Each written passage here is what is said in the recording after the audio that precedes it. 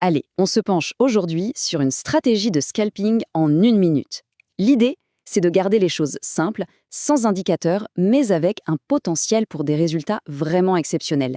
C'est un plan d'action très précis qui a été forgé par des années d'expérience. Alors, c'est parti, on plonge dedans. La promesse est assez audacieuse, on est d'accord. 7 ans d'expérience, tout ça condensé dans une méthode qui veut éliminer tout le bruit superflu. Fini les indicateurs compliqués, ici on se concentre sur la lecture pure de l'action des prix. C'est une approche qui va un peu à contre-courant et c'est justement ça qui la rend hyper intéressante. Mais alors, concrètement, ça veut dire quoi? Un ratio risque-récompense élevé, eh bien c'est le nerf de la guerre pour être rentable sur le long terme. La simplicité, le fait de n'avoir aucun indicateur, ça permet de prendre des décisions rapides, claires. Et puis le fait que ça marche sur n'importe quel marché, à n'importe quelle heure, ça offre une liberté assez rare. C'est la promesse d'un trading moins stressant et potentiellement bien plus efficace. Bon, on entre maintenant dans le cœur du sujet. Et c'est là qu'il faut un peu oublier tout ce qu'on croit savoir sur le scalping. L'idée, ce n'est pas de gratter des petits profits. Non, on va utiliser la vitesse de l'échelle d'1 minute pour viser quelque chose de bien plus grand. Regardez bien ce contraste, il est saisissant. À gauche, on a le scalping traditionnel, un peu un travail de fourmi pour récolter des miettes. Et à droite, notre objectif, utiliser la précision chirurgicale de la minute pour attraper des mouvements gigantesques. On ne chasse pas les pips, on chasse les retournements de marché explosifs. Et voici le concept absolument central, le balayage de liquidité. Il faut imaginer le marché comme un prédateur. Il fait semblant d'aller dans une direction, juste pour attirer les traders dans un piège. Il attrape leur argent, la fameuse liquidité, et puis, pam, il repart violemment dans le sens opposé. Notre but, ce n'est pas d'être la proie, c'est de suivre le prédateur. Ok, mais comment on fait pour repérer ces pièges? Eh bien, paradoxalement, tout commence en prenant un peu de hauteur. Avant de zoomer sur la minute, il faut construire nos fondations sur le graphique de 15 minutes. C'est là que le champ de bataille se dessine. Le plan est purement mécanique. C'est un processus en 3 temps. D'abord, on repère les niveaux clés, là où les traders ont mis leur stop, les fameuses zones de liquidité. Deuxième étape, la patience. On attend que le marché fasse son coup, qu'il aille chercher cet argent. Et enfin, troisième étape, l'observation. La clôture de la bougie va nous dire si c'était un vrai mouvement ou un piège. Et si c'est un piège, c'est notre signal. Alors attention, parce que ça, c'est la règle d'or de toute cette préparation, la clôture de la bougie. Si la bougie clôture au-delà du niveau, c'est fini, on oublie, la configuration est invalide. Ce qu'on veut voir, c'est une mèche qui fait le sale boulot, mais un corps qui réintègre sagement le rang. C'est ça qui nous montre le rejet. C'est toute la différence entre une vraie opportunité et du simple bruit de marché. Ce point-là est absolument non négociable. Ok, la configuration en 15 minutes nous a donné le feu vert. Le piège est identifié, maintenant il est temps de passer à l'action.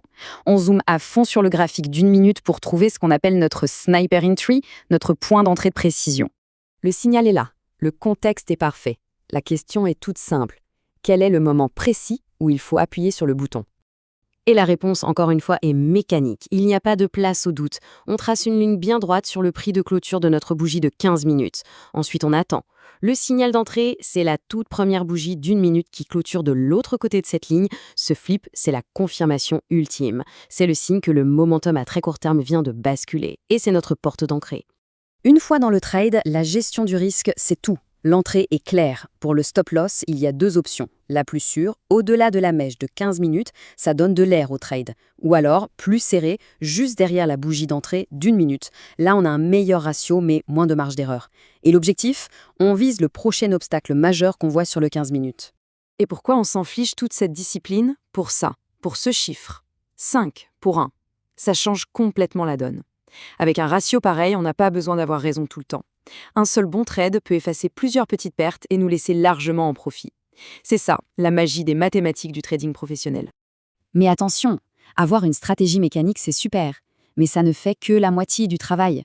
La vraie différence entre un amateur et un pro, elle se joue ici, sur la capacité à dire non au setup moyen pour n'attendre que les opportunités A+. Cette phrase, elle résume absolument tout. Le but du jeu, ce n'est pas d'être actif, c'est d'être efficace.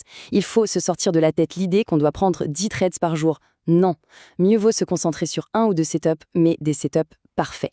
La qualité prime et de très loin sur la quantité. Alors, où est-ce qu'on les trouve, ces configurations d'élite? Il y a 3 terrains de chasse privilégiés. Premièrement, quand le balayage vient combler un trou de prix, un déséquilibre laissé par un mouvement très rapide. Deuxièmement, sur des sommets ou des creux qui sont des vrais piliers de la structure du marché.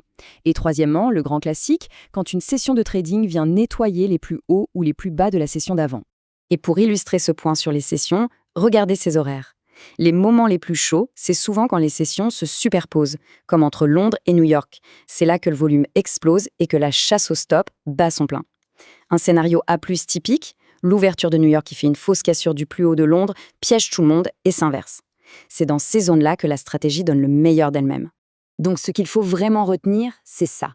La maîtrise, ça ne vient pas de l'action frénétique, mais de la patience disciplinée. Il faut devenir un chasseur qui attend la proie parfaite, plutôt que de tirer sur tout ce qui bouge. Et voilà qui termine notre décryptage de cette stratégie. Le plan est maintenant sur la table, il est clair. La question qui reste, c'est laquelle de ces configurations de haute qualité faudra-t-il chercher en premier sur les graphiques ? La réponse se trouve dans la patience.